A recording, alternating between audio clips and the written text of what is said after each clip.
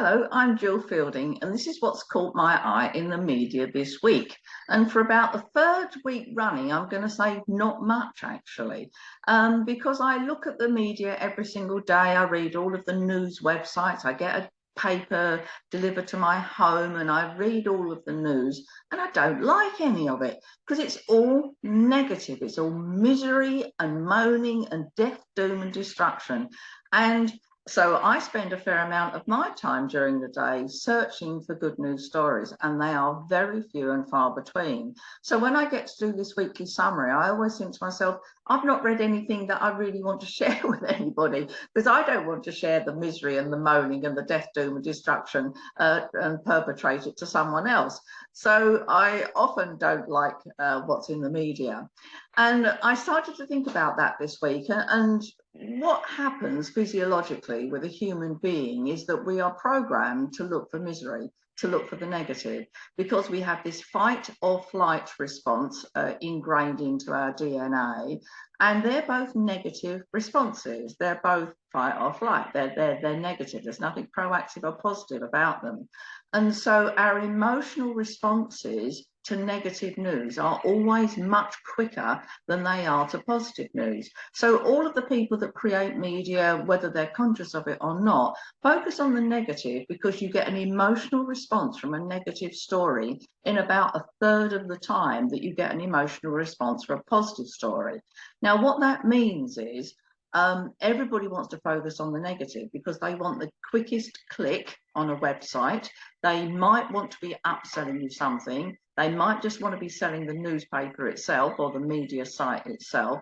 And so they want the quickest emotional response from a human being because actually that's less effort for them and it's cheaper. Just imagine with positive news, you have to show the recipient 3 times the messages that you do for a negative message. And that becomes expensive. It's time consuming, it's costly. So actually misery is cheaper for businesses. And as a consequence, media's focus on that and generate negative news because that gets the quickest response emotionally from the reader, from the viewer. And so it's cheaper for businesses. So as far as a business is concerned, it's cheaper, it's quicker, and it's positive for the bottom line. But for humankind, it has a huge negative impact because it forces us to focus constantly on the negative, and that's depressing, and it just results in misery the whole time and human depression. So financial win, emotional loss, and that's sad. But I have managed to find and scrape through a couple of positive stories this week. And one is from the National Grid. Now, we've heard lots and lots about the cost of living increases and energy price rises and how the energy price cap is going to be going up in October and again in January. And very soon we're all going to be spending £5,000, £6,000 a year heating and lighting our homes. But the National Grid have decided to do something positive about it. And they have done an analysis of when we use our energy most in our homes. And it's between 5 o'clock late afternoon and 8 o'clock in the early evening. So they've come up with this scheme whereby they want to rebate and incentivize people not to use electricity during those peak times. Because if the energy providers are having to pay for as much energy as they need to cover the peak, then they're paying the maximum money themselves, and that cost is then passed on to us as the consumer. And National Grid have decided that if we can stop using as much energy during peak times, then the energy flow is more even, and it means that energy providers don't have to pay premium rates to cover peak usage times for the consumers. Now it's suggesting that there's going to be a £6 rebate for every kilowatt hour not used between 5 and 8.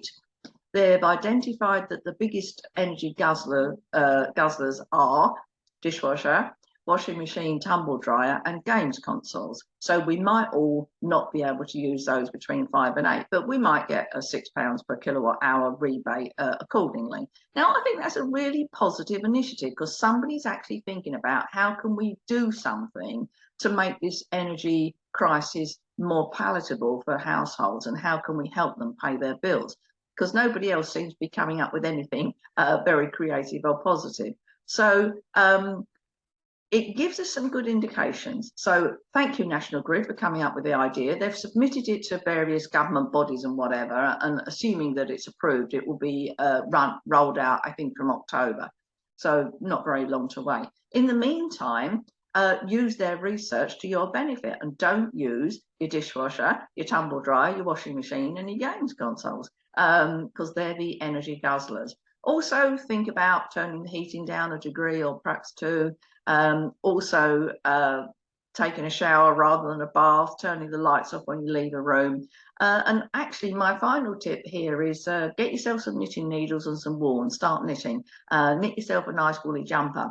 And maybe this year, this is the year that you really do appreciate those knitted socks and gloves from your Auntie Flo for Christmas presents.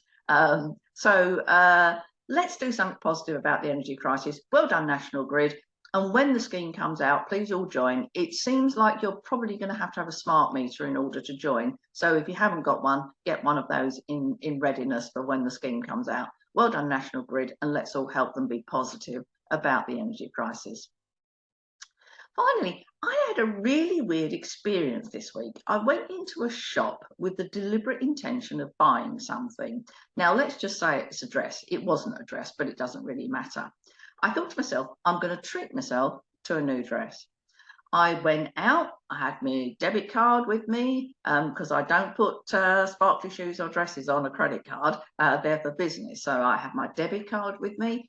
I was prepared to buy something. I had a look at everything. I read all the bits about it. I ended up with two options, this one and that one. And I was standing in the shop thinking, which one should I buy? When I realised I couldn't buy either, because my money muscles are so tight and firm and disciplined. I just can't spend money if it's not for a good purpose. I just couldn't do it. My whole being, my physiology wouldn't allow me to spend money, even though I can afford it and I quite like the idea. I knew I didn't really need this item. I didn't really want it, in all honesty. I've got lots of other dresses back at home. And I realised that having come from poverty and spent most of my adult life limiting the amount of outflows from my financial life, that I just can't do it willy-nilly. I just couldn't bring myself to spend money. And it made me realise that good money habits are like going to the gym. The more reps you do, the more repetitions you do, the stronger those muscles become. And maybe eventually you get to the point where you just physically can't spend money because your body just won't allow you to do it. And I didn't buy the item and I came out and I was perfectly happy. I didn't feel like I'd missed out on anything. And I got home and I thought about, well, that was a weird experience. I'll need to write about that. And so these principles of financial control and management and discipline are really important. And if you practice them long and hard and you do lots of reps, then you'll build up those money muscles really strongly. And then eventually you won't want to spend any money. And it's not about not spending, because I can afford to spend it if I want to. But all the time I was thinking I could do something better with this money. I can invest it and get 10% return on my money, or I can give it to charity, or I leave it to my children as an inheritance. And just spending for the sake of it just was impossible for me to do. Very strong money muscles. So you can build them up too, and I hope you do. Practice those money habits frequently, often, constantly, and then you'll have really tight money muscle control. Well, I hope I've managed to find a bit of positivity in the media this week. Have a safe week, keep safe, and I'll speak to you again next week. Bye-bye.